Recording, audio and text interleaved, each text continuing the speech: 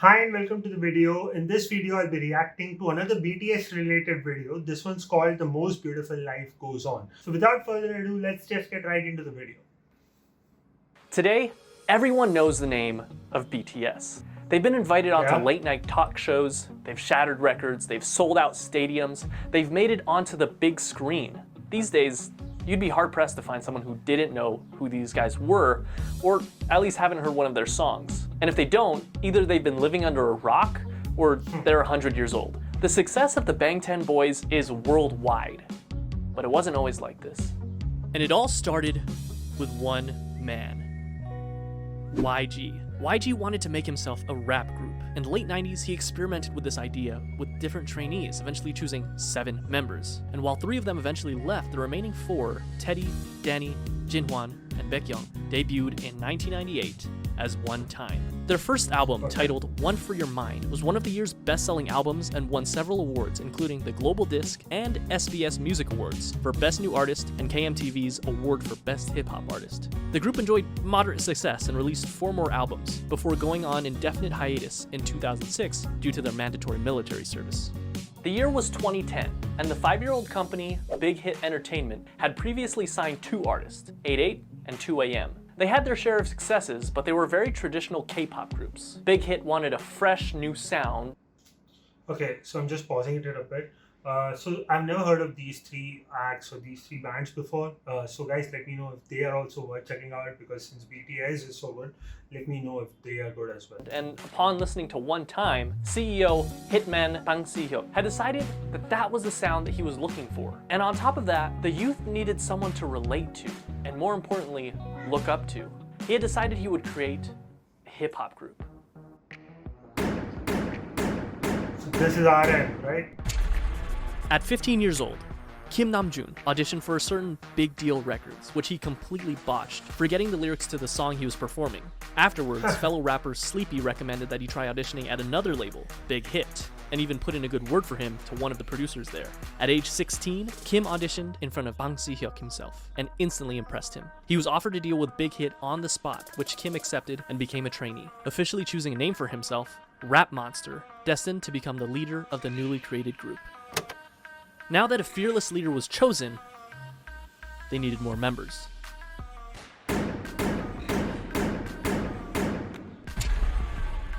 Min Young-gi was a 17-year-old living in Daegu, an avid basketball player and rapper.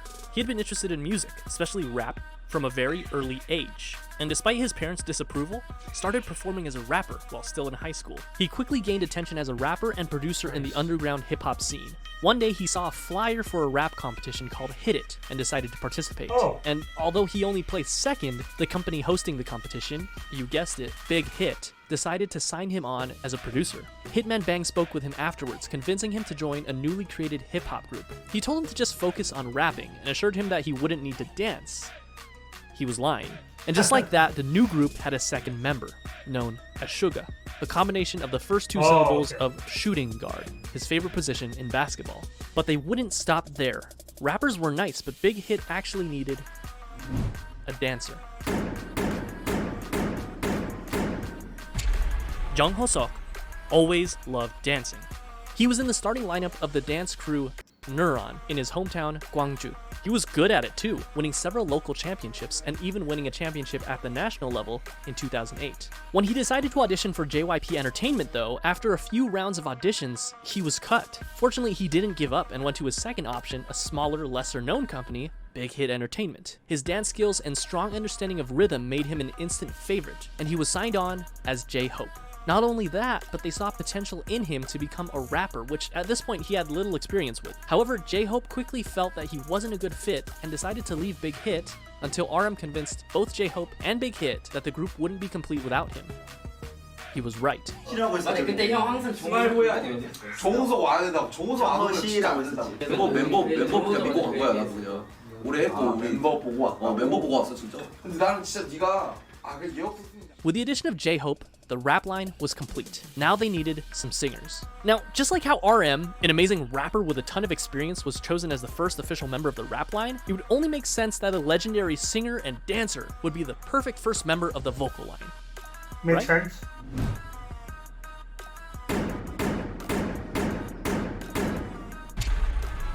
But Kim Seok-jin didn't have any sort of experience like that. Believe it or not, one day when he was walking on the streets of his hometown, Anyang, he was approached by a representative of SM Entertainment with an offer to work for the company. In typical Jin fashion, he never followed up with them because he believed it to be a scam. Apparently, Jin was a very good-looking guy because years later, this time as a college student in Seoul, he was once again approached on the street, this time by an executive at Big Hit Entertainment.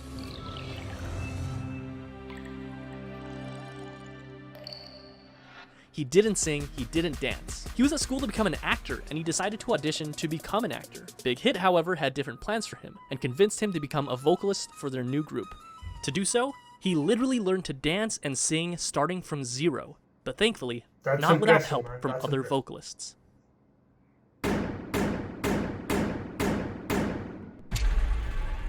John Jung-kook initially had dreams of becoming a badminton player when he was young, but after seeing G-Dragon perform Heartbreaker on television, it influenced him to want to become a singer instead. Because of this, at only age 14, he decided to audition for the South Korean talent show, Superstar K. He didn't pass auditions, but this was just enough to catch the eye of not one company, not two companies, but 7 different companies. This included JYP, FNC, Woollim, Starship Entertainment, TS, Cube, and of course, Big Hit Entertainment. So why did Jungkook, given the choice of all these bigger companies, decide to go with the relatively smaller company, Big Hit? The answer was simple. Because he thought, and I quote, RM was cool, so I wanted to sign with them. That brings the number of members to 5. The next member of BTS was just as surprised to find Big Hit as Big Hit was to find him, and it almost didn't happen.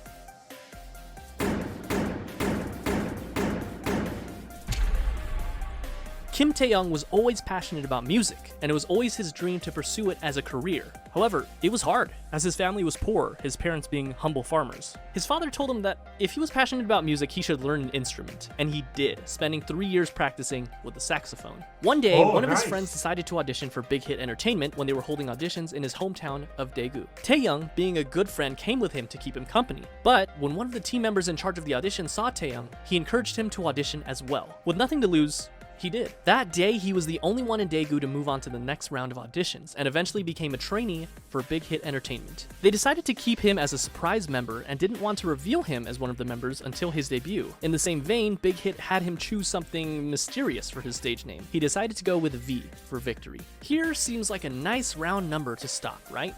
6 members for a new hip-hop group, 3 rappers and 3 vocalists. It seems like a complete group, but still there was something missing. Someone was missing. Someone that could take this already great group of artists and push it even further to achieve perfection. A powerhouse. Someone so naturally talented that they could stand out in a room full of already talented artists. This project that Big Hit had embarked upon needed a capstone.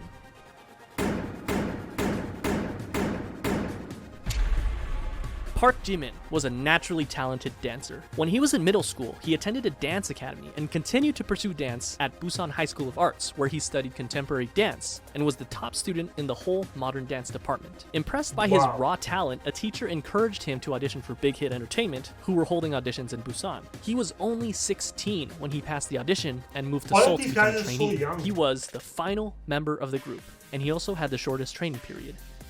What's interesting to note is that the group feels very much ragtag because in a sense, with the exception of Jimin, it was. Yeah. RM and J-Hope only auditioned for Big Hit because they didn't pass their auditions with the first company they chose. And despite their amazing talent, Suga and Jungkook didn't win the competitions they were in, but they signed on to Big Hit after the fact because of their high quality performances. V never even planned on auditioning and just decided to do it on a whim. And they literally just found Jin on the streets, but perhaps it was fate because this was the group that they chose. And just like that, in 2012, the newly created Bangtanso년dan, the Bulletproof Boy Scouts, or simply BTS, was 7. 저도 아침에 리허설 때 이거 보고 많이 웃었습니다. They had the group, but they still needed the music. In early 2013, they set out to create some social media presence for themselves before officially debuting, posting song covers on both SoundCloud and YouTube, which you can still go watch today. In May, Big Hit launched a countdown clock on their website in preparation for BTS's debut album, complete with a trailer and a ton of promotional material, including photos for the first time of all the members in the official lineup. Finally, the big day came. June 12, 2013, BTS held a press conference and a debut showcase where they performed their 2 singles, No More Dream and We Are Bulletproof Part 2.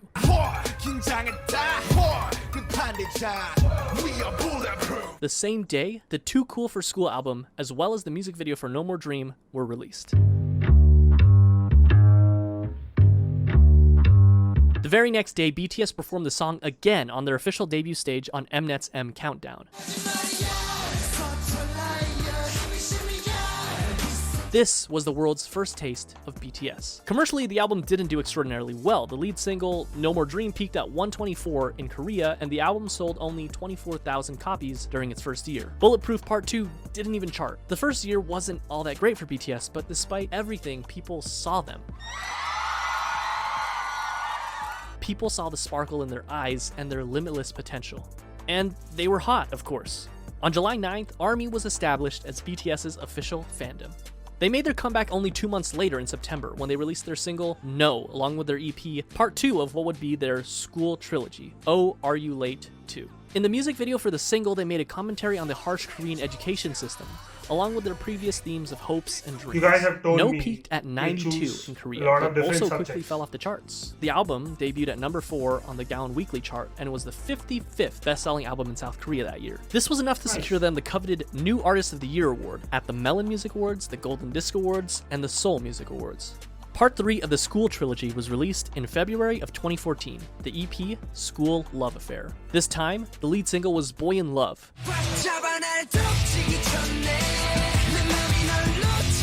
and the other single being Just One Day. The album, as well as both singles, enjoyed moderate success, with the album topping the Gaon album chart as well as making its first international appearance at number 3 on the Billboard World Albums chart. The album also marked their first distinctive change in theme, focusing more on school life and young love, as evidenced by their Boy in Love music video. They also held their first fan meetings with a crowd of 3,000 in Seoul. BTS was doing well. Wow. That is, until July. This is, unfortunately, a dark chapter in the lives of BTS and ARMY.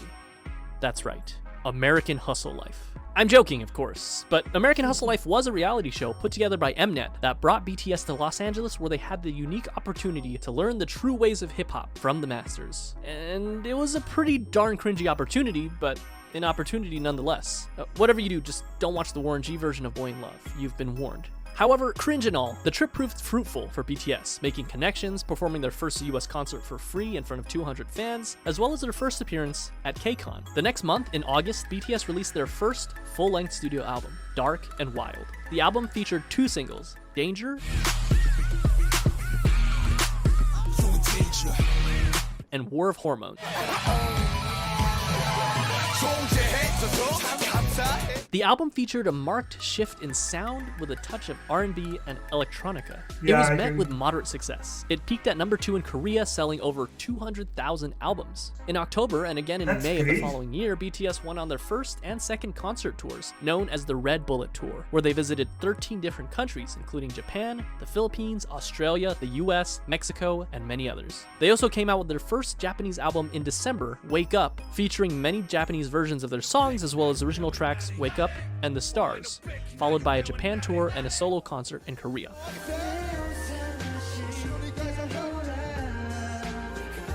Although Dark and Wild got decent attention, they needed something different. They needed something that would shake things up. They got to work. April 29, 2015 was their comeback. When this album was produced, each member had a hand in writing songs for the album. They again changed their sound, from aggressive hip-hop to youthful, colorful styles. And not only their sound, but their image as well. This can be evidenced by their newest EP, The Most Beautiful Moment in Life. And just by looking at the album cover, they ditched the dark colors and the bulletproof vest symbol that had become so synonymous with BTS, and replaced it with a simple white and pink background overlaid with the title. And then, they dropped the single that would change everything. I Need You. I need you, girl.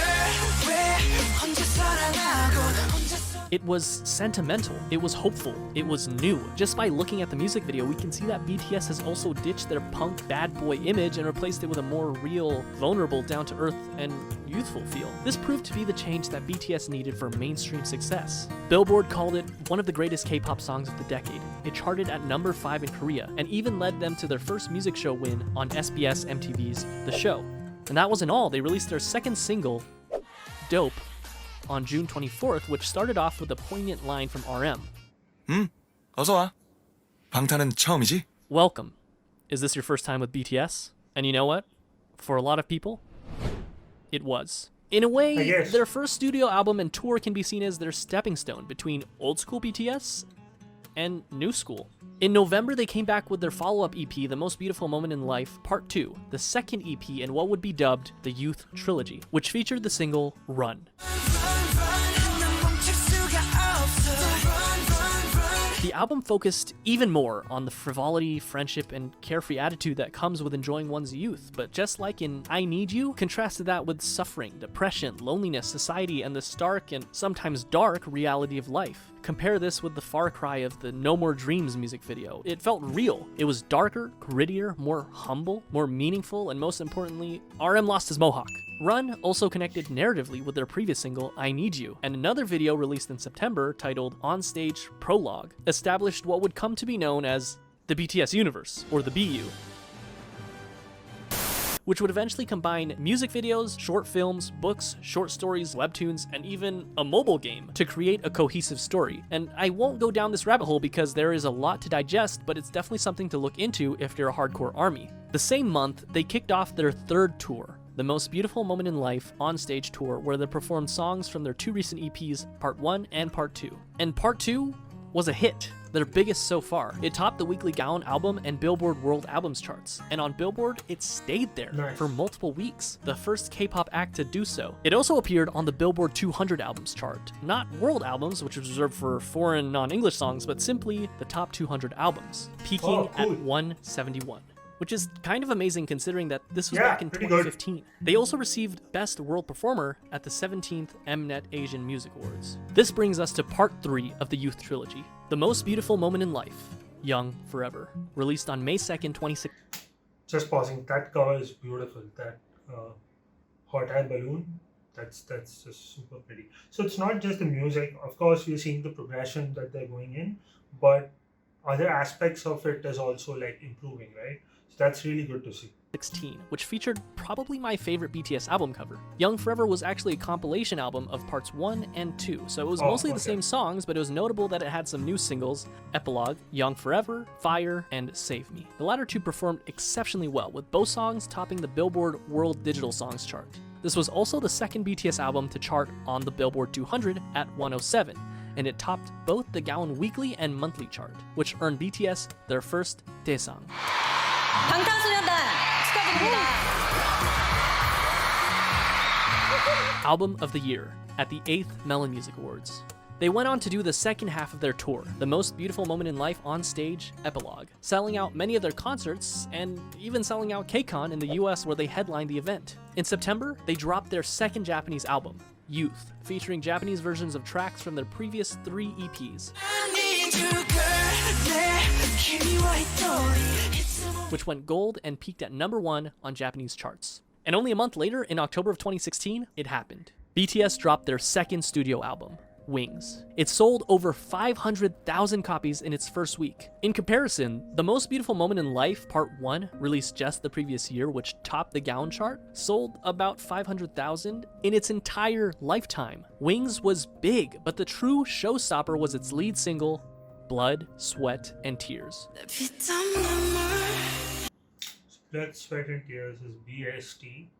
So couldn't they have gone Blood, Tears, and Sweat?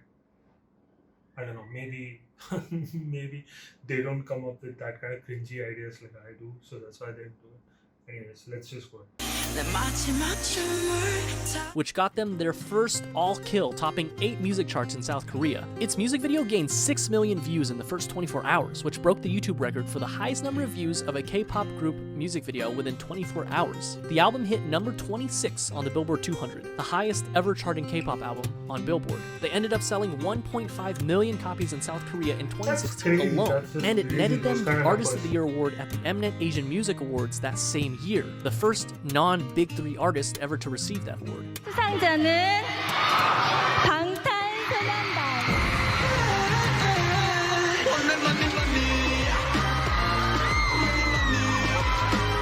After Blood, Sweat, and Tears, they were on a roll. BTS was unstoppable.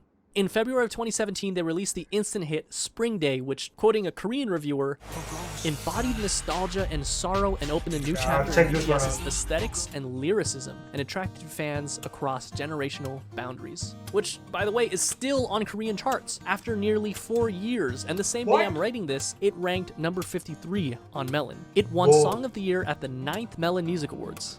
After the release of Spring Day, they went on yet another tour, the 2017 BTS Live Trilogy, Episode 3, The Wings Tour. The tickets sold out within minutes, including in the United States, the first K-pop artist to do so, and went on to win Best Social Artist at the Billboard Music Awards. The first for a Korean artist, but they would go on to win this award 4 years in a row. The next year was a period of massive growth for both the group's popularity as well as their style. They released the Love Yourself series, starting with Love Yourself Her in September of 2017, Love Yourself Tear in May of 2018, and Love Yourself Answer in August of 2018. 3 albums that gave us some of the most classic BTS songs that we know and love today, such as Mic Drop, Fake Love, Euphoria,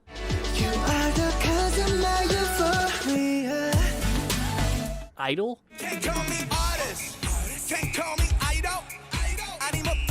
and of course,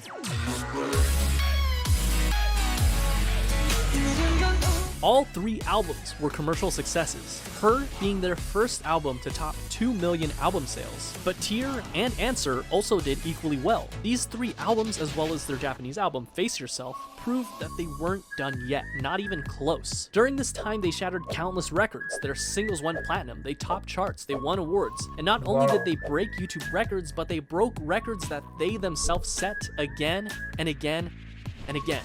This is the period where BTS really started enjoying global recognition, working with huge Western artists such as Nicki Minaj, Designer, and Steve Aoki. It wasn't their first time having international features on their songs, but it was definitely the biggest. And even though they were already, without a doubt, the biggest act to ever come out of South Korea, they had their eyes set even higher. They went on tour once again for the Love Yourself World Tour. During this tour, they collaborated with Steve Aoki to make the song Wasted on Me. Wasted on me, wasted on me. Notable for being their first all-English feature, and it also served as a jumping-off point for BTS to gain a following of English speakers. Not that they were Map of the Soul Persona. First things first, you can't mention Map of the Soul Persona without mentioning Boy With Love. It was simple math. What do you get when you cross the singer of one of the best charting songs of all time that went platinum 59 times in 13 different countries with, without a question, the most globally dominant pop group of all time? Well, you get this.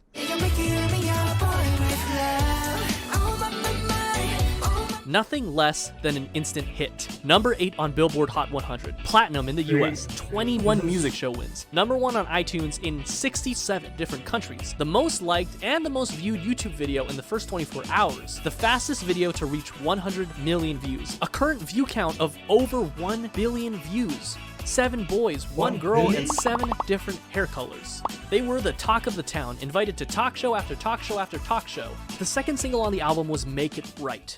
Oh, I can make it right. Written by Ed Sheeran himself, including a version featuring Lauv. The album debuted at number 1 on Gaon and sold 3.2 million copies its first month, and that's only in Korea. It became the best-selling album in South Korea ever. It swept every major Korean music show, winning Album of the Year in each one of them. They followed up this legendary EP with the Love Yourself, Speak Yourself World Tour, where they sold out both the Rose Bowl and the Wembley Stadium in only an hour, the only non-English speaking act to do so. They even performed as a solo act in Saudi Arabia, the first foreign act to do that. The last stop of their tour was at South Korea's largest venue, the Seoul Olympic Stadium. They ended up grossing $200 million. During this time, they also created a visual novel style game for mobile devices called BTS World, where the player can interact with the members. This also came with an original soundtrack with tracks unique to the game featuring Western artists. Zara Larsson, Charlie XCX, and Juice WRLD for the tracks A Brand New Day, Dream Glow, and All Night respectively. In December of 2019, the group swept the grand prizes for both the Melon and Mnet Music Award shows, the first artist to do that. Map of the Soul Persona was legendary, truly a marvel in modern music. So, how could BTS follow up the best-selling album in South Korean history, you may ask? Easy. Make an even better selling album. And that's what they did with Map of the Soul 7. The album was released on February 21st of 2020, featuring the singles Black Swan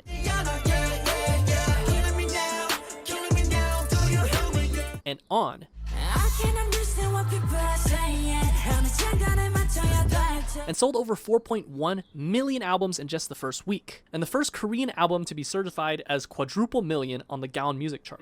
It debuted at #1 on music charts all over the world, including the US, Korea, the UK, Japan, and much of Europe. It's not an exaggeration to say that this album left a permanent mark on the world, launching BTS into legendary status and becoming the best-selling artist in South Korean history. BTS had scheduled a Map of the Soul tour for April of that year, which would have undoubtedly outsold their record-breaking tour only a year prior, but unfortunately, the COVID pandemic caused the entire tour to be postponed, including the show at the Rose Bowl, which I was supposed to attend. But that didn't stop BTS, who performed virtual concerts, spoke at the Dear Class of 2020 graduation event, and released the Japanese version of their recent album with an original Japanese single, Stay Gold. Stay Gold! And to top it all off, this was only June. At this point, it was clear that BTS had already dominated their home turf, and they had topped the music charts all over the world. This time, their sight was set for the very top. Remember that scene in The Social Network where Mark and Sean talk about how they don't want $1 million, they want $1 billion. How they're not interested in catching 14 trout, but they'd rather catch an 800-pound marlin. America, well, yes. That's what they set their sights on. The marlin, the biggest music industry in the world, the United States. And at the top of that music industry, #1 on Billboard Hot 100. This small group from a company that virtually no one had heard about 8 years ago planned to take on Goliath himself and dominate the American industry on their home turf. And all they had to do was speak English. August 21st, enter Dynamite. Hey, so I was right. In my reaction to Dynamite, I said that this looks like a planned move, a really planned kind of a move to, conquer America or get your feet set in America. And turns out it was.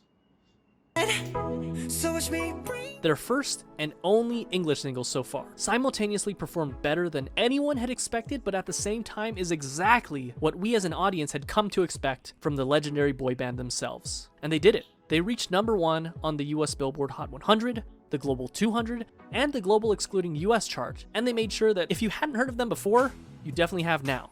And if that wasn't already the biggest flex, on October 2nd, they came out with Savage Love BTS Remix with Jason Derulo, getting #1 on the Billboard Hot 100 again, less than 2 months after already getting it #1 with Dynamite, and on the Global 200, where they actually replaced themselves at #1, the first artist to do so ever. So what makes BTS so special? How did they achieve all this? K-pop is a genre that spans for at least 30 years, and there have been hundreds of boy groups and hundreds of girl groups. What did BTS do to rise above all of them and break through to markets never before seen? Historically, the boy band industry has been dominated by white English-speaking bands. And the fact that BTS has not only held their own, but blew any sign of competition out of the water on a global scale can be attributed to nothing less than their talent, hard work, and a bit of a 1 in a million miracle. They did it through their own blood, sweat, and tears, so to speak. Around the world, we see that boy bands have pretty much fallen into obscurity, but BTS is thriving. And though I've stated this all before, it's worth saying again, in contrast to other bands who would sing about romantic relationships with girls and what some would call predictable bubblegum pop tunes, BTS is continuously pushing the envelope and changing their styles. According to an article by Vulture.com, they describe this style as much less a successor of the Backstreet Boys and more of the successors of Michael Jackson, whose choreography and charisma were unprecedented. While of course there's a lot of love for the angelic vocals of BTS, rap has also played a very important part in creating their own style. In stark contrast to the typical boy band where every member sings, it's so refreshing when you're in the middle of a song and you hear RM's raw rapping skills, J-Hope's energy, or Suga's soul put into every single line. Interestingly enough, at the first glance, it seems that the success of BTS was miraculous, despite not being part of the Big Three, but it can also be argued that their success was because of their separation from the Big Three. Their label, Big Hit Entertainment, whose founder emphasizes artistic freedom more than anything else, allowed them to make their own sound. And going back to BTS universe, it's not often that a K-pop group does something special with each of their songs and albums, utilizing strong storytelling that can go beyond simply the song itself, but rather interconnected with other songs and even other albums to create one large overarching story. And not only do they all have their own expertise in performance, but also each of them have had the experience of writing and producing their own music, and they're not afraid to let their style evolve over time. BTS during their debut is such a far cry from Wings era BTS and current day BTS. They also chose to tackle more adult issues instead of simply love and girls. While they definitely didn't have a shortage of those, they also cover other very important issues such as mental health, regret, following your dreams, hard work, self-love, and many, many, many others. Add that to the fact that as fans, we can feel the authenticity of the members themselves. They seem approachable. BTS seems like there's a place for every type of fan. And in this fast-paced world where things change at unthinkable speeds, BTS is still... Sorry, those rocks they're standing on, I don't know what that was. Was that India, Mumbai? So, because we have that kind of a thing here. So if any of you guys know if they've been to India, let me know. I'd love to check out those videos as well. Stayed grounded and faithful to who they were and who they are. Those kids we saw on American Hustle Life, along with their dreams and passions, are the same men who stand before us today. And while some artists like to keep their personal lives private, BTS gives us a look at their personal lives through their vlogs, which allow us to become more connected to them than ever before.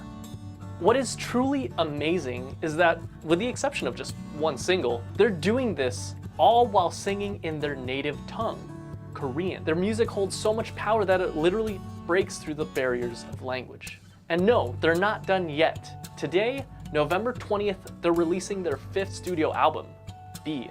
Their singles on the album, Dynamite and Life Goes On. And chances are, life will go on for BTS. And chances are they'll continue to break even more records.